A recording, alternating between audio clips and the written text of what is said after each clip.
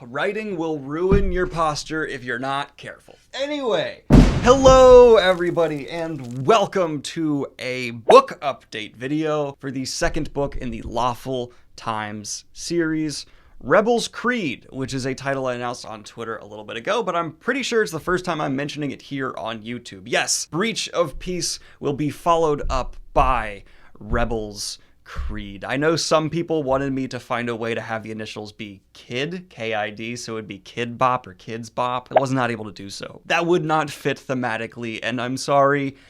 It's a great meme, but I'm not willing to name my books after a meme. I disappointed all of you, and I want to start. I'll do an apology video for that in the future. But in this video here, we're going to be going over what exactly Rebel's Creed is, how it's changed since its initial concept before Breach of Peace's release, and excitingly do a cover reveal at the end, which I'm really excited to get to you. But okay, let's talk about lessons learned from Breach of Peace and how I approached writing this second book, because it is significantly different than I originally planned, while kind of telling the same story. Structural changes are a big thing. So I am thrilled with the success of Breach of Peace. I'm still blown away by the praise and love it's getting, and I appreciate a lot of the feedback I'm getting that's more critical and negative. All of it is welcome here. So I took all of that, put it in my brain the best I was able to, and decided to restructure the telling of the second book. So what a lot of people were saying was Breach of Peace kind of felt like a car crash and not enough, basically like a prologue,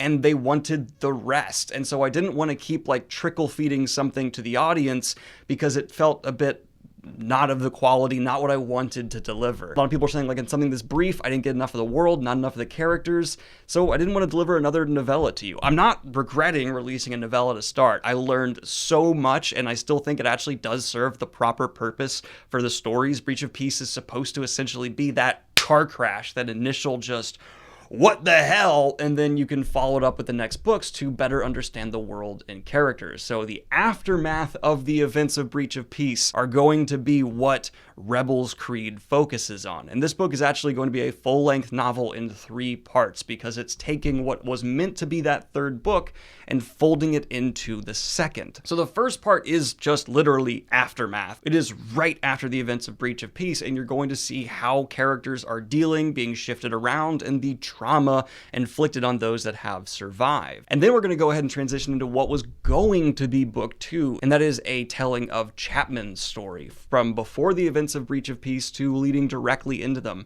How he got where he got, why he did what he did, and the plan that kind of put him in the position to, well, spoilers. I was really excited to tell this side of the story, and I'm even happier with it kind of being this self-contained thing, which will naturally lead into part 3, which was basically planned to be book 3. And these all coming together are going to be about 3 times the length of Breach of Peace, about 60,000 some words and some change. And it's in the editor's hands, they're going through it, but I really think this is the better move structurally. So it's good to learn to adapt on your feet, where you have your initial vision versus what the execution actually provides. So I'm not regretting Breach of Peace being what it's being, but in hindsight, maybe it should have been a part of this whole thing to begin with, but I'm actually kind of happy with it existing as its own little thing, this own little initiating what the hell to then fold you into the rest. And this part 3 is where you're going to meet a somewhat new cast of characters. First, we have Holden, who is someone who suffers from immense survivor's guilt due to not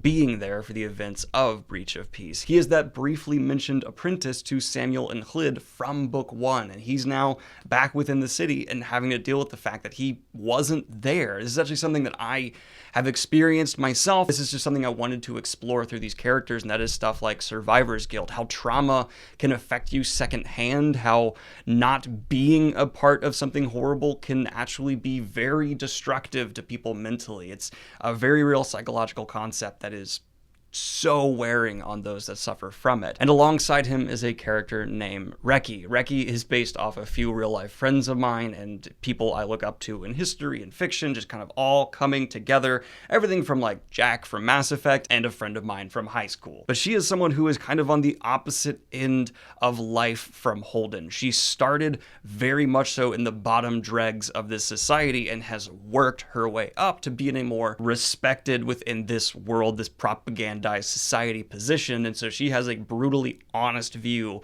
of how this world works. And that was something I really wanted thematically to pull off in this book. Breach of Peace was supposed to be the propagandized view of this world, what the Empire is trying to make the people think this world is, and then the ending of that book is that lens being torn away. Now Rebels Creed is going to kind of be trying to play the balance of, here are some characters that still believe in this, here are some that are transitioning out of it, and here are some characters that have never had the luxury of living within a false ideal of what this cult-like religious zealot-led society is. I'm very excited to also have grips play a role within this book, so I'm actually going to be playing with my magic systems more directly here. Grips, there's going to be a video linked explaining the Grohland, use a very hard magic system with severe ramifications, and being able to write battles with these wizards, is how I'm referring to them in some scenes, was so much fun. It's really just nice as an author to finally be able to show, like, here's how I want my magic battles to go out, and here's how a hard magic system going up against a soft magic system would work, in my opinion.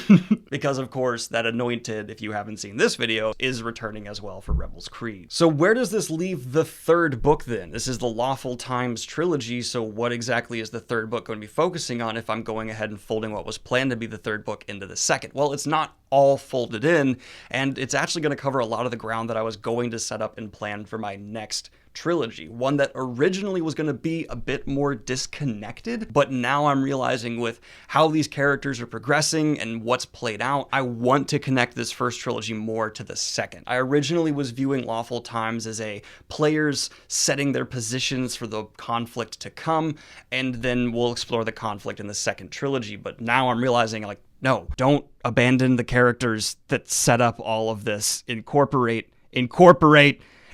So we're bringing some of the survivors from the first trilogy into that second one. And so I know I initially said it wasn't going to be very connected reading, but that is no longer true. It's going to be more connected. And I would say if you don't read Breach of Peace and Rebels Creed in the third book, the next trilogy might be a bit confusing. We'll see how that plays out, because honestly, I'm very open to change and feedback as a writer, so, you know, things could change from here as well, but as it's looking now, definitely these two trilogies are going to be much more intertwined than I initially planned. I don't want to get into spoilers here, but one of the things that I've always been really fascinated by when it comes to living in a society that is so much bigger than one person's rebellion, so much larger than just a few rebels who don't believe in the bullshit that's spewed. I like the 1984 approach, where it's like the hope isn't like an open conflict. The hope comes from trying your best in small ways and maybe just trying to find an escape. So that's how I'm viewing the people who are more awake in this society. It seems insurmountable to possibly overthrow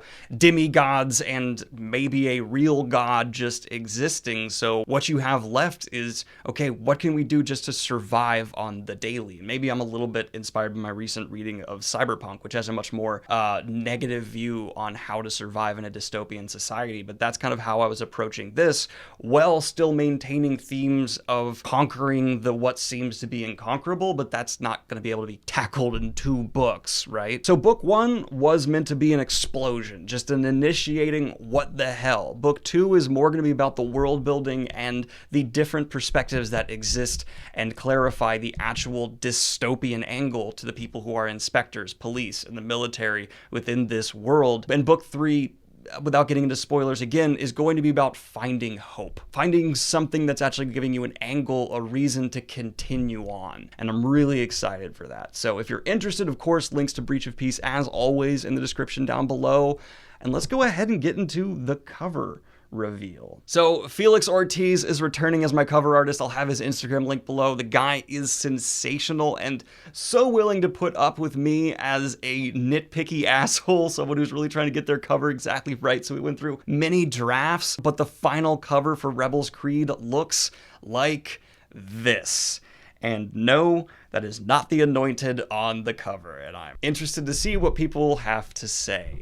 I'm in love with it. It's depicting direct scenes that happen within this book, and I cannot wait to see if I landed it. Like, there's no other way to put it, right? As the author, it's like, I think it's pretty cool.